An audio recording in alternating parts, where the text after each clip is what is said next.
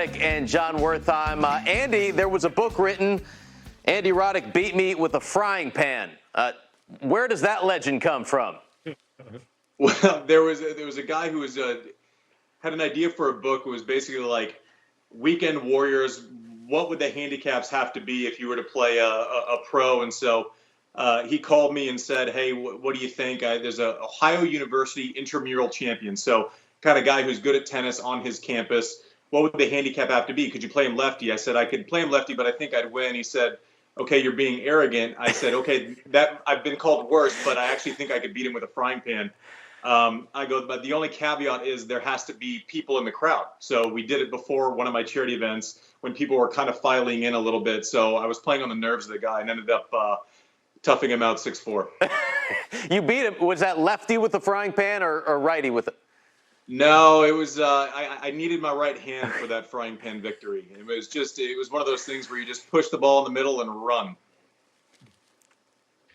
So like the pool hustlers who beat guys with broomsticks. I like that you asked for the crowd. We couldn't have the closed door scenario. So we may not have NBA playoffs in front of fans, but you playing a guy with kitchenware, we've got to have live eyeballs. Let me ask you a serious question about Novak, though.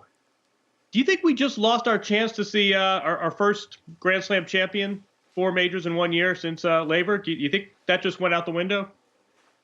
Well, the chance definitely went out the window. I mean, I didn't go to much school past high school, but Wimbledon canceled. In my mind, that means it's an impossibility, which is unfortunate. And John, I talked on air the other day just how this affects the conversation around the greatest of all time with Serena and Margaret Court, with Novak, and did Roger lose his last best chance? And Rafa might have actually come out ahead on this one with Wimbledon being canceled, where he's obviously proven he can win Wimbledon. He's won it twice, but you wouldn't call him, the favorite or the co-favorite there like you would at every other event. So it's going to shake things up, and big hit for Serena losing the chance to play Wimbledon. And I say all of this, knowing that tennis in the grand scheme of things isn't the most important thing that all of us are going through right now. But as it pertains to the history books, it could be significant. Yeah, and Novak's ranking is about to get frozen as well. So if he ends up spending more weeks at number 1 than anyone else, it's not going to come in the immediate future. No, I think it's a really good point. I mean, in a best case scenario, maybe players buy this time on the back end and maybe they can rest their bodies. But I also think we don't talk enough about just sort of the mental challenge of all this. You think about Roger Federer, whose year is pretty much tailored for about an 8-week window, Wimbledon, the Olympics, and the U.S. Open. And, he's two down, 1 to go. I wonder how you come back from that mentally, even if you have recovered the body and rested and rehabbed your knee. But I think you're right. The historical importance of this little window in the grand scheme of things, I think, is really going to echo for a long time, Andy. Yeah, and the one thing I don't worry about too often is the mental reserves of Roger. I'm more concerned about the physical side of it. Time is undefeated, and Roger and Serena have been putting up a hell of a fight for a long time now.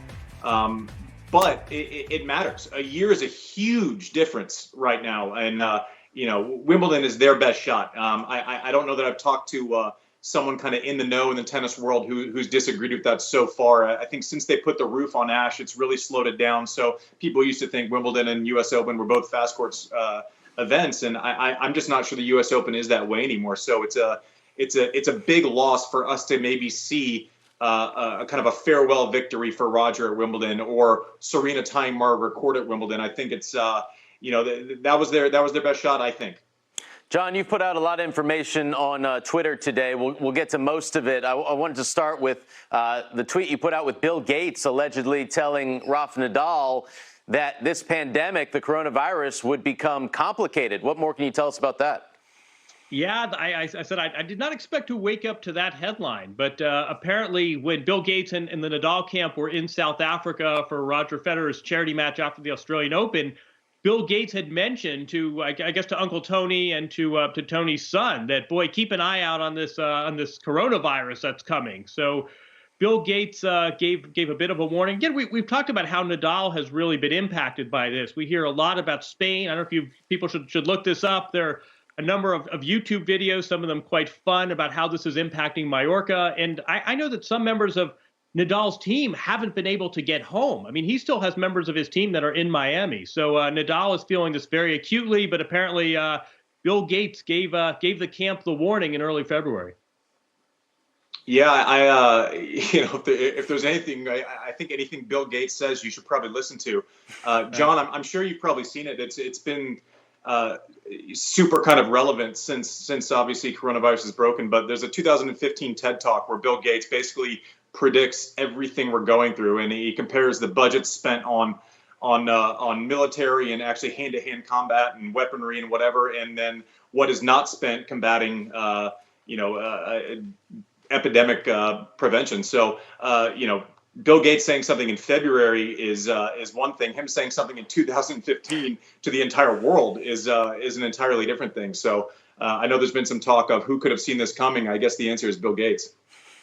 I was going to say, Bill Gates has a nice track record when it comes to seeing around corners faster than the rest of us. Something else I heard was that there's an effort underway for a group to start up some sort of basically a victims compensation fund for ATP. It's starting with the ATP, but it in theory would apply to women as well. And basically asking for an amount. The amount I saw in the document was $2,500 a month, $2,500 a week. But that was for players. This is not a class action suit. It's not a legal action. It's more of sort of a mandate and a request to go to the tours. And I don't want to get too in the weeds, Andy, on ATP politics, but what's your message? What do you think should happen to the players, especially this is pertaining to guys 50 and below? What do you think should happen to these players who are out of work because of this unforeseen set of circumstances? You have thoughts there? Well, you need to think about it pragmatically too. It's easy just to say I need this amount of money, so someone should come up with it, but there does need to be a concerted effort. And I mentioned this the other day also, John, but the rhetoric around tennis and prize money and how it's grown and what Novak makes in a year, and the nice trick is to announce the winner's prize money at a Grand Slam, and that takes the headline to kind of create the narrative. But as you and I both know, people 50, 60, 70 in the world, and then you go down to 300. They're paycheck to paycheck. They're traveling around. They're trying to cover expenses. They're trying to make it a lot like the rest of the country and in the rest of the world. They're feeling the pain. So the more that these conversations take place, I think they are necessary.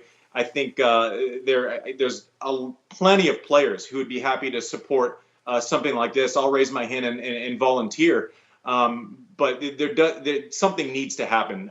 The only kind of saving grace is that they're not paying the expenses that they normally would, right? So there is some relief. Normally, they're traveling around the world week to week, hotels, airplanes, coaches, everything else. So those expenses are kind of mitigated for these unfortunate circumstances. But there should be something to help somewhere. And John, as you know, and Steve, tennis always steps up to the plate.